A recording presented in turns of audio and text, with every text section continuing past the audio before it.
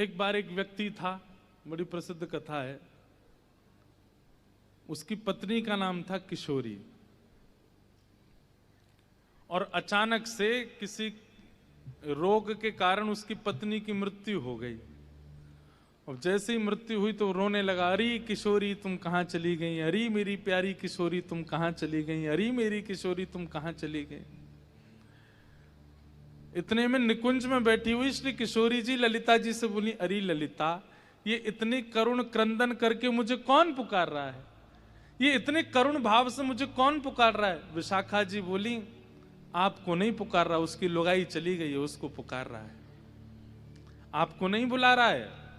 उसकी पत्नी का नाम किशोरी था, वो चली गई है, उसको बुला रहा है। किशोरी जी बोली, एक बात बताओ, किशोरी प्रथम नाम किसका है? बोले आपका है। तो बोले भले ही किसी की बेटी का नाम धर दिया हो, किसी की पत्नी का नाम धर दिया हो, किसी बूढ़ी माता का भी नाम हो, पर किशोरी शब्द का अर्थ क्या होता है? जो नित्य किशोर अवस्था में रहे वो किशोरी है।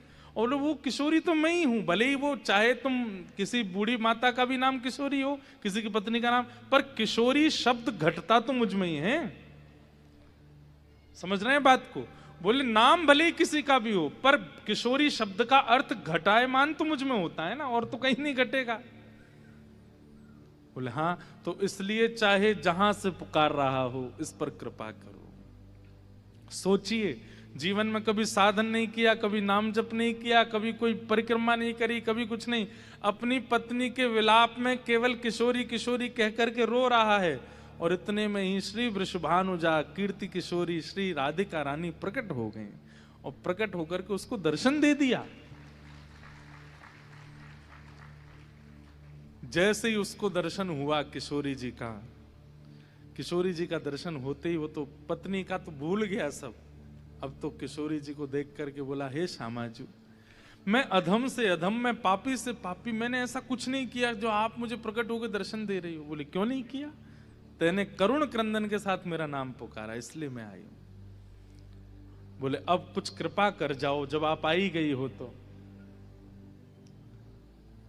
किशोरी जी ने उस पर कृपा की। बोले अब शेष जीवन तू हम युगल की उपासना कर, और उपासना करके हमारी लीलाओं का ही गुणानुवाद कर। और फिर उनका नाम किशोरी अली, अली मतलब हमारे यहां सखी को अली बोलते हैं ब्रज भाषा में। श्री किशोरी अली जी के नाम से वो प्रसिद्ध रसिक हो गए ब्रज के, और उन्होंने बड़े पद गाए किशोरी